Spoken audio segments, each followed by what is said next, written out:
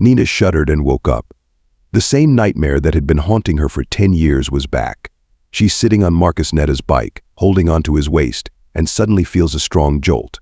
Then she's thrown onto a stone slab by the road, pain piercing through her whole body.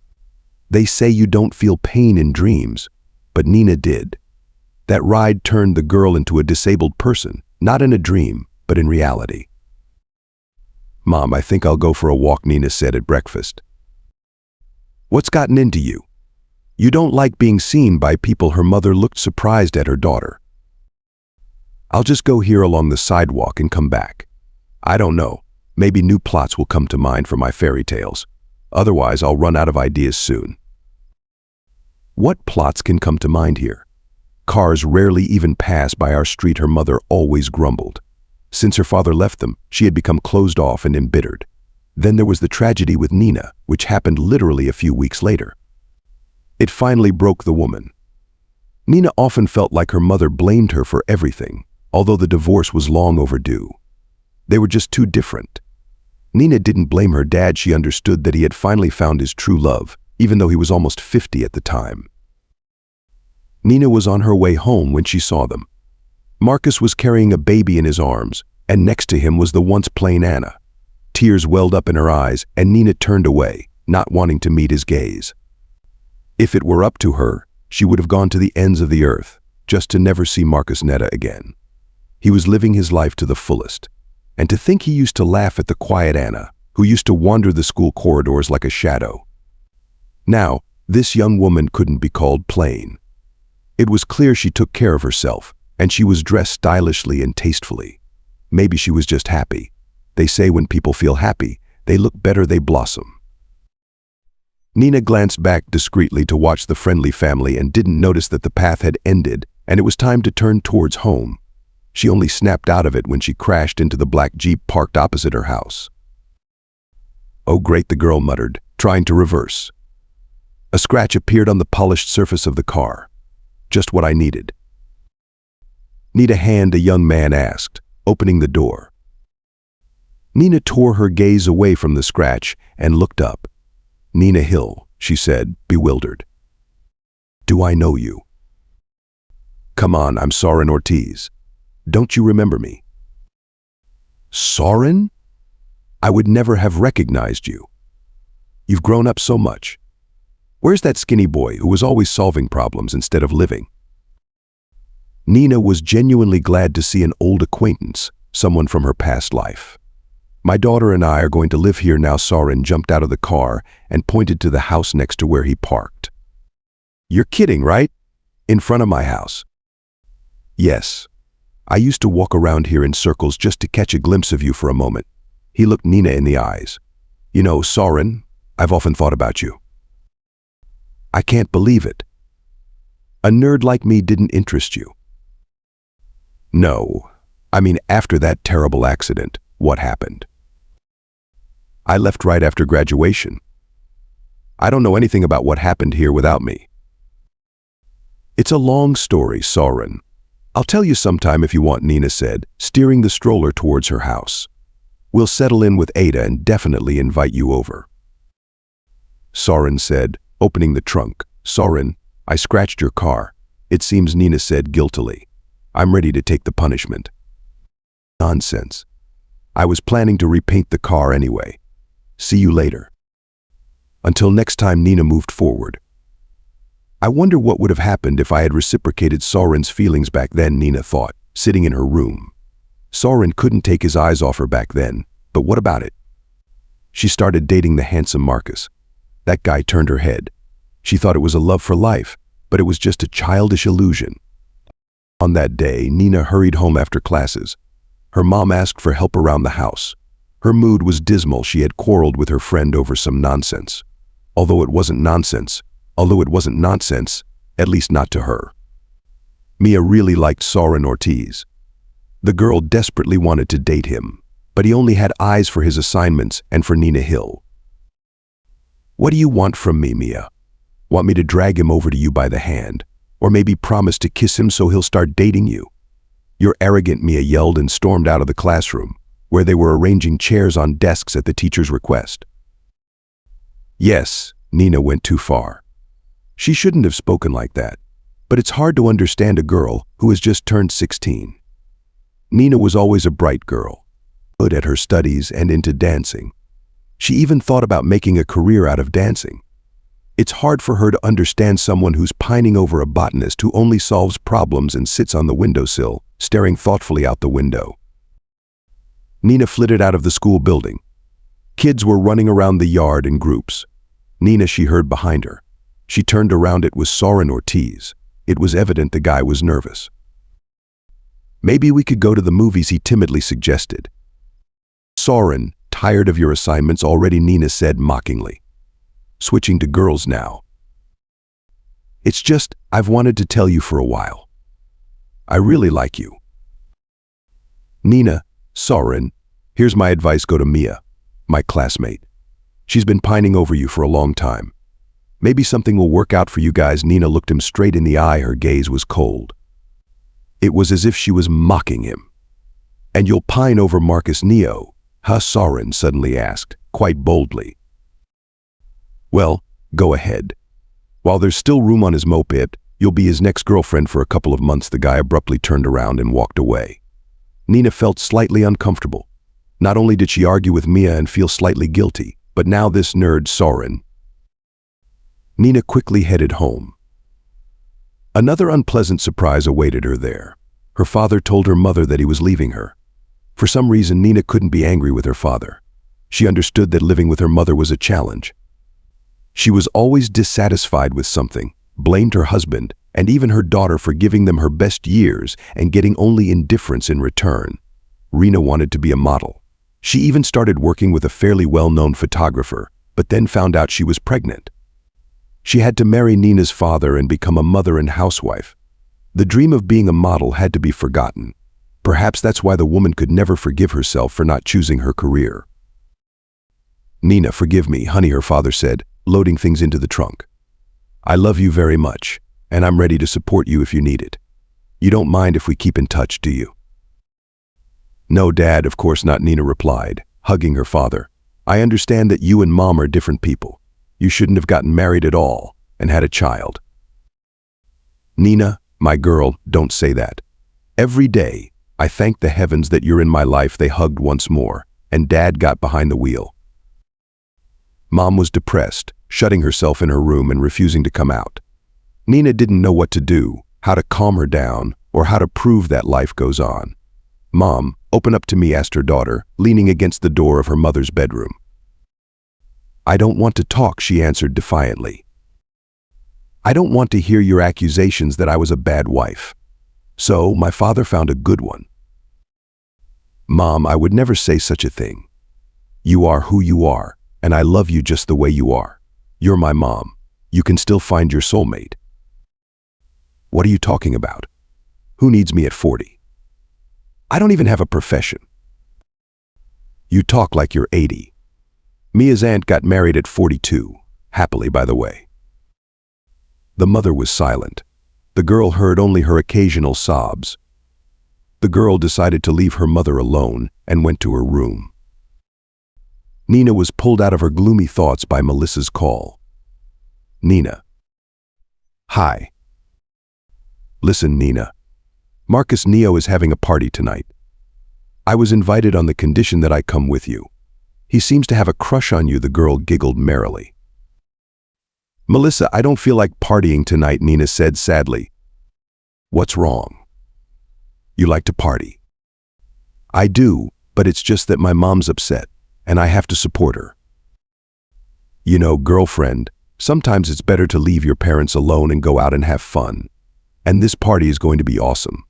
Come on, come on. Don't you want to know why they asked me to take you along? I, for one, really want to. Okay, Mealy, I'll think about it. You have half an hour. The girl passed out. Strange, Nina thought. Does Marcus really like me and decided to invite me to his party through Melissa? What if this party is even organized for that? Nina's heart raced. She, like many girls at school, liked Marcus Neo. He was good-looking, funny, liked to ride his moped and throw parties. But at the same time, he was a shallow guy, not a nerd like Soren Ortiz, though he had a good GPA. Marcus managed to do everything, party, and still have enough time to study. Nina dialed Melissa's number. "So girlfriend, I see you're R for the picking, huh? You ready to turn Marcus' head?" "I'm ready to have a good time tonight," Nina said cheerfully. "We'll pick you up at 8. Melissa went out with Bruno, Marcus' friend. "Shall we dance?" Marcus took Nina's hand. Goosebumps ran down her body as the guy pulled her much closer to him than the dance required. Nina felt dizzy. She didn't realize whether it was from the cocktail or from the closeness with this handsome man. She didn't care. She didn't want to think, she just wanted to dance with Marcus, pressing herself against him and breathing in the scent of his expensive perfume. That night, they never parted. "Nina, let's be together," Marcus said suddenly. His face was very close, and a moment later, the two merged in a kiss. Words were not needed. Nina agreed to be his girlfriend. They started dating, and Nina's life changed drastically. Marcus was always looking to see her. Nina was just waiting to see him again. Her mother didn't forbid her to go out late at night. It was as if she didn't notice her daughter at all, always being depressed. It was a warm July evening. Nina fidgeted in front of the mirror, choosing what to wear. She and Marcus were going to another party. He was supposed to pick her up any minute. The girl glanced in the mirror and was pleased. A light blouse with black butterflies on a yellow background and dark pants made Nina especially fresh and attractive. "Kiss me," Marcus asked, sitting behind the wheel of his moped. Nina nuzzled the guy's neck. "No." A real kiss. He turned to face her and pressed his lips to the girl's. "Make way." Marcus. Nina tried to interrupt his sweet kiss, but it was too late. A bump, a jolt, and she was thrown right onto the stone slab by the road. Wild pain all over her body. Darkness. Nina slowly emerged from the enveloping fog around her. It was difficult to breathe with tubes in her nose and throat. It was hard to open her eyes. The bright light was literally blinding. Nina struggled to move her hand. "Awake," said the nurse standing nearby. "Can you feel your legs?" Nina didn't quite understand what she was talking about. She tried to move her legs but couldn't. It was as if she couldn't even comprehend where her legs were. "No," Nina replied softly. "How about this?" The nurse lifted the blanket and took a needle in her hand, leaning over the bed. "Do you feel the injections?" "No," Nina murmured with dry lips. "Oh, that's what Dr. Alonso was afraid of." The girl in the white coat looked puzzled when Nina's parents came to pick her up from the hospital. At first glance, they seemed like a real family. The doctor said, "Nina's body is young and strong. It will all depend on her will to live. If the desire is strong, her body will have enough resources to recover. But if not..." Nina's world collapsed. There could be no talk of dancing. She was a helpless invalid, her legs refusing to obey. And Marcus, he hadn't ridden or called her once. What if something terrible happened to him, and they just didn't tell her, fearing to traumatize her even more? Still, Nina asked on the way home, "Mom, what about Marcus? Is he okay?" "He got away with a few scratches. He was thrown onto a pile of hay." "Where is he? Did he ask about me?" Nina looked hopefully at her mother. "In our town, rumors spread like olive oil," her mother said sadly. "He left for the capital. The new school year is starting soon." Nina's heart sank. Marcus lived his life, filled with new experiences, hopes, and events. But what awaited her? A wheelchair, being confined at home. Nina didn't even want to think about such dreadful things. The girl needed to adapt to her new conditions. She had to move to a room on the ground floor, as the stairs were no longer for her. Her father came to visit her, but Nina hated those visits. He pitied her, he still loved her, but pity filled his heart. But the worst part was their constant fights with her mother. She found every convenient moment to say something about his young wife and how she had to give up her career as a model. At those moments, Nina literally wanted to be on a deserted island or, even better, to die and not see her wheelchair, her constantly quarreling parents, and this unreachable world anymore. Over time, visits from her father became rarer and then stopped altogether. Nina missed her dad, with whom they always found a topic for conversation. But it was easier this way. No one pitied her, and no one argued with her mom. Her mother gradually adjusted to the situation and even started working at the local store with a funny name, Hedgehog Brewer. What a hedgehog had to do with it remained a mystery. Nina laughed, saying that maybe the owner just really loved those little animals. Years passed, but Nina never had enough resources to start walking again. Her only solace was reading. She would read anything she could get her hands on, escaping into a world where she wasn't destined to sit in that cursed chair until death, a world full of wonders, incredible events, and heroes to root for. It became less bitter for her own unhappy fate. At one point, Nina suddenly realized she wanted to write something too. She longed for something magical, unlike the mundane gray life. Nina wanted to create a world where anything was possible. Everything was possible, only in a fairy tale. That's why she began inventing fairy tale plots and writing them down. At first, it was difficult for her. It came out awkward and lifeless. But over time, the characters began to come alive, and the events became vivid and lively too. One day, Nina submitted one of her most successful fairy tales to a children's online magazine.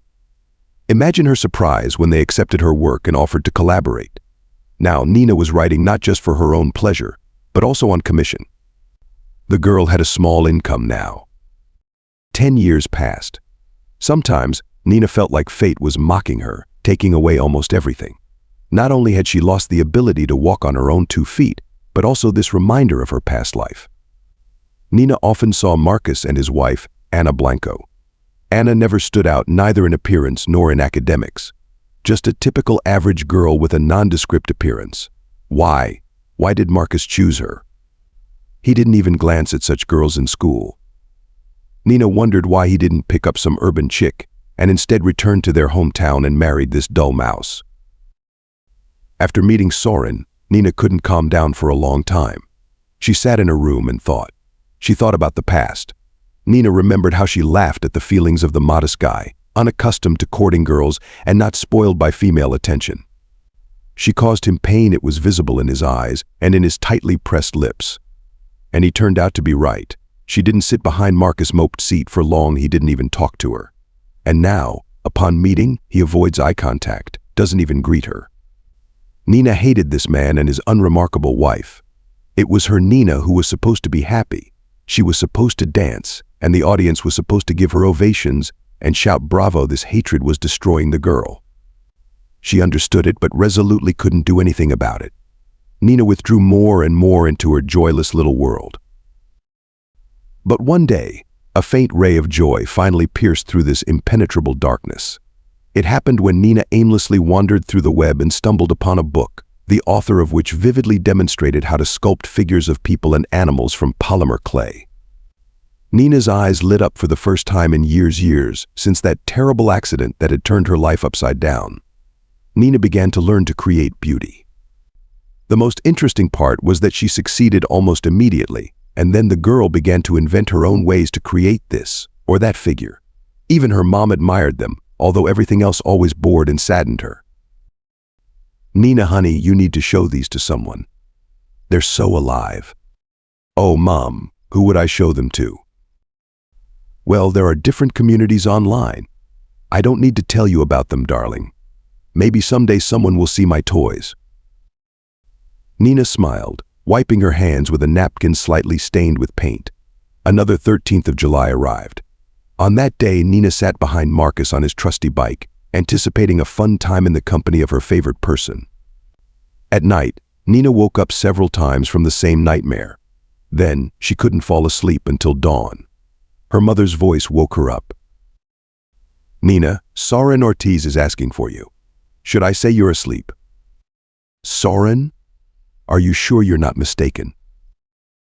No, he's waiting for you outside. There's a little girl with him." "Mom, tell them to wait for me. I'll be there in a moment. Just need to freshen up." "All right, I'll tell them." Her mother quietly left the room. "Hi," Nina greeted, carefully descending the ramp. Hey, Soren jumped up to help. "Do you want to take a walk with us?" Where are you heading?" "We wanted to go to the beach, but there's sand. It would be uncomfortable for you. How about the park? Does that park with the statue of the violinist still exist?" "Yes. My mom and I occasionally go there. It's 100 times harder to drag my mom out of the house than me, Nina laughed. This is Ada. Soren pointed to the blonde girl with a blue butterfly clip in her hair who had approached them. Hi, Nina greeted her. Hi. Is it true that you and Dad went to the same school? Yes, that's true, Nina replied. Is it true that you can't walk? Ada. Soren interrupted his daughter. It's okay, Nina reassured him. Yes, little one, that's true. You're beautiful. The girl came very close to Nina and ran her hand through her hair. Thank you, sweetheart. You're very beautiful too. You have your daddy's eyes. In the park, it was quiet. Ida happily rode her scooter while Nina and Soren took a walk. He pushed her wheelchair confidently, as if he had done it many times before. They chatted about everything. Nina told him everything about herself without holding back. She felt that this young man truly listened to her, not just nodding politely and then forgetting everything as soon as you said goodbye. You know, you might hit me on the head for saying this, but I'll say it anyway. Maybe it's necessary for some reason. I mean, you're tied to this chair. You know, for several years now I've been trying to approach life philosophically, or whatever it's called. I said somewhere that if something in life isn't right for you, instead of asking, why is this happening to me, you should ask, what is this teaching me? And then many things become clear. Well, why do I need this disability then? Nina asked sadly. Just to suffer for the rest of my life? It's reasonable, of course. But no, not for that. You need it so you can better understand that you are very strong, capable of overcoming many obstacles, and also that the Lord is protecting you from something. You see? It sounds strange. A terrible accident was necessary to prevent a disaster. But that's only at first glance. Sometimes a person misses a flight, which seems to determine their whole life, a business meeting, or some other important matter. They curse everything they can. And then they find out that the plane crashed. Soren, you're not just a lover of mathematical problems, Nina smiled. You're a real philosopher. For some reason, after this conversation, Nina felt warmth in her heart, and strangely, she wanted to live. She wanted to catch sight of how a mischievous ray of sunshine breaks through the dense foliage of trees, how a little bird sits on a thin branch and starts chirping, swaying rhythmically and ruffling its feathers slightly. Yes, she was bound to a wheelchair and couldn't walk along this park path, but she still had the opportunity to feel this world, to discern what resonated in her soul. She could describe it in her next fairy tale, or even create something else, a story or a novel. Soren, sorry for meddling, but Nina suddenly began. Where's Ada's mom? Parar died in childbirth. He stopped near a bench. Do you mind if we stay here for a while? Nina nodded. The spot was so cozy, quiet, and conducive to heartfelt conversations. Parar and I met at university and started dating right away. After a while, we got married and lived with my parents. We studied, worked part-time, and dreamed of our own home. I told her about my hometown. Can you imagine? She was so eager to move here. She didn't like the hustle and bustle of the capital. I probably wouldn't have loved it either, Nina said. We wanted our baby to be born after we had settled in life, but not all of us decide. Not at all. Parar got pregnant. Everything was going well, but my wife didn't survive childbirth. The doctors couldn't do anything. How awful. How difficult it is to lose a loved one, especially the mother of your child. Yes, it was tough. I wasn't prepared for such a turn, and who can be prepared? You loved her very much, didn't you? Nina asked softly, placing her hand on his. You know, I didn't love Pilar right away. At first, I just wanted to forget you. Nina felt a shiver run down her spine. She felt a prick of conscience. Back when she was still just a girl, she carelessly redirected the guy to Mia, never considering how deeply it would wound him when he loved her. The fool truly loved her. Nina couldn't hold back the tears any longer. They just kept rolling down her cheeks, and she didn't even try to stop them. Nina, are you okay? Soren asked sympathetically, offering her a tissue. Forgive me, Soren. Forgive me, she replied. Forgive you for what?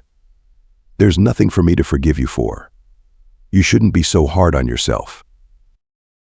No, it's not that. I haven't had such a heartfelt conversation with anyone in 10 years. I was such a fool back then when you asked me to the movies.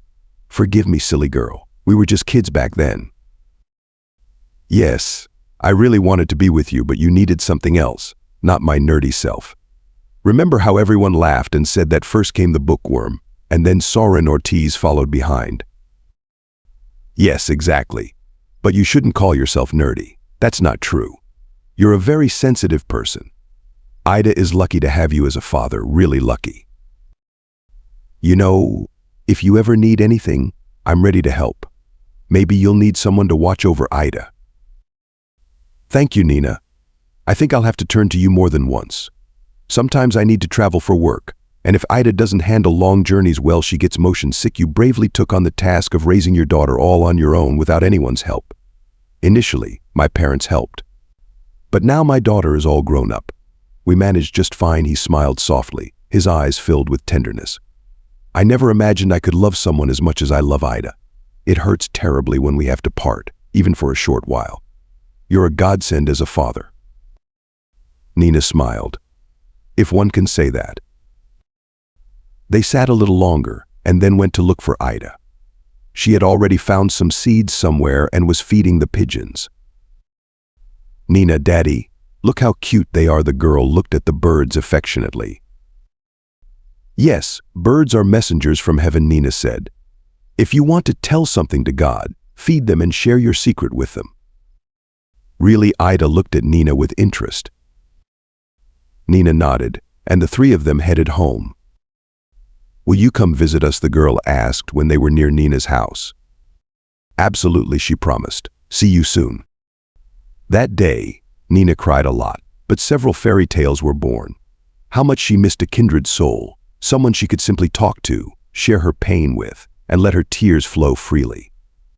Imagine the guy she so rudely turned down became closer to her than her own mother, not only listening but also offering the perfect support. It was a rainy day. The gloomy sky hung over the earth, as if trying to crush it and not let it breathe. Nina sat at her writing desk. Not a single plot came to mind. Annoying thoughts crept in that loneliness would accompany her for the rest of her life. The ringing of the phone broke her reverie. It was Soren. Hey, Nina felt a joy akin to what she felt when Marcus called her many years ago. Hey dear, are you busy today? Yes, I have an audience at the Royal Palace and a dozen dances promised to the most distinguished gentleman, Nina replied with a laugh. What a shame. I wanted to invite you over. You know what? I think I'll cancel my social outing and accept your invitation. Nina's heart skipped a beat with joy. They were having tea in the living room. Ida chattered cheerfully and showed Nina her drawings and clay crafts. The girl hadn't made any friends yet after all. She and her father had only recently arrived, and the new school year hadn't started yet. Soren's phone rang, and he stepped out to take the call. Girls, he said upon returning a few minutes later, I urgently need to attend to some matters. Duty calls. The bank will collapse if I don't show up at the main office. Can you manage without me? I think I'll be back in 3 or 4 hours. Of course we'll manage, Ida exclaimed joyfully. Go ahead without worries, Nina replied. We'll find something to do. Soren looked gratefully at his high school sweetheart. Soren left, leaving Nina and Ida alone. Nina had no idea how to interact with children, but Ida took the initiative. The girl first dragged literally everything from her room to the living room to show Nina. As Nina couldn't manage to get to the second floor, Ida enthusiastically showed her collection of insects, capsules, and crafts made from some special gaming tape. Nina couldn't believe how imaginative Ida was. You know, the girl said when they decided to have lunch, I think you're an enchanted fairy. You need to be unenchanted, and then you will walk again. Do you really think so? Nina asked seriously, though a smile was threatening to appear on her face. I'm telling you for sure. Oh dear, if only I knew how to break the spell, I'd gladly do it. It's just not your time yet, Ida said mysteriously, but it will come soon. I feel it. Do you want me to show you my dolls? Nina, Do you mind if I talk about you at school? Who will you tell? She wondered. We'll have an evening where everyone who wants to can talk about an amazing person. I want to talk about you. What's so amazing about me? The girl was astonished. Everything. You're a storyteller and a sculptor in one bottle, and also you're enchanted, sweetie. I somehow think no one will be interested in listening to me, but if you insist, I agree. Let's bring your toys and fairy tales too. Ida jumped around Nina, unable to sit still. She was overflowing with joy and some incredible excitement. The evening of amazing people arrived. Nina was nervous. She hadn't been in her old school for 10 years. Along with fear, the girl felt curiosity about how everything had changed there and whether there would be familiar faces. The evening was organized somewhat unusually. It wasn't held in the auditorium as usual, but in the schoolyard, in a tent specially set up for this event right in the middle. Each participant stepped into the center of the circle and made their presentation. A projector was provided, displaying images of people and their achievements mentioned in the presentations. Without exception, all the kids talked about some geniuses of the past who had contributed to science or art. It was Ida's turn. I want to talk about a fairy," the girl began. She didn't look like a fairy from fairy tales at all. Her name is Nina Hill. Nina, by the way, used to study at our school. Applause erupted. So Ida continued, "We became friends recently, but we've become very good friends. Nina writes such interesting fairy tales and stories that anyone will listen and forget about everything else. And Nina also teaches me to sculpt dolls and animal figures. Here are some photos." The girl pointed to the screen where photos of their toy sculptures appeared. Applause erupted again. "Let's invite this mysterious fairy here," said the hostess in a bright yellow dress and a hat with a black feather. The audience clapped and started looking around. No one could have imagined that the fairy was confined to a wheelchair. Soren wheeled Nina to his daughter in the center of the circle. "Here's my fairy," Ida smiled. "She's still enchanted and sitting in a special chair, but soon she'll grow wings again. An evil witch once got angry with Nina and deprived her of her flying gift." "Please tell us a bit about yourself," the hostess requested, handing the girl the microphone. "Hello, I'm Nina Hill. I did indeed study at this school. I used to dream of becoming a dancer, but fate decided otherwise. Perhaps it wasn't my path, and to prevent me from making a mistake, it essentially took away my leg. At first, it was very difficult. But you know what became my salvation?" In the tent, there was complete silence. Books. I read them. I lived the lives of the characters, escaping from my dull world into theirs bright and marvelous, full of adventures or events that made me laugh or cry. And then I wanted to write something too. And I did, and I continued to write. "And dolls?" the host asked. "Yes, dolls. That's a separate story," Nina said dreamily. She stopped being embarrassed. She didn't care anymore how she looked or what the children and adults gathered here thought of her. "Who taught you to create such beauty?" The host shook her head, the feather on her hat swaying like a sail in the wind. "A book one found on the internet, or rather its wonderful author. I followed the instructions. At first it turned out terribly. But it was only the first attempt, and then I plunged into the world of creativity. Can you imagine? I even had to buy a set of dental tools. They're convenient to use for sculpting. I work with miniatures." "Thank you, Nina, and a huge thank you to you, Ada. Thank you for introducing us to this amazing person living here and now." "It was very interesting," the host said. The tent erupted in applause as everyone began to disperse. A woman approached Nina. "Senorita Hill, would you agree to teach the children miniature sculpting?" "Well, I don't even know. I'm not a teacher. I don't even have a pedagogical education. In fact, I don't have one at all. Just school," Nina replied. "That doesn't matter, at least for now," the woman said. And where Nina asked with interest. "Right at the school. We have a studio for applied creativity. I don't think you'll have a shortage of students. Nobody in our town practices this. We'll discuss all the conditions regarding salary. I would be happy to try. Not sure if it will work, but I agree." "Then please leave me your phone number.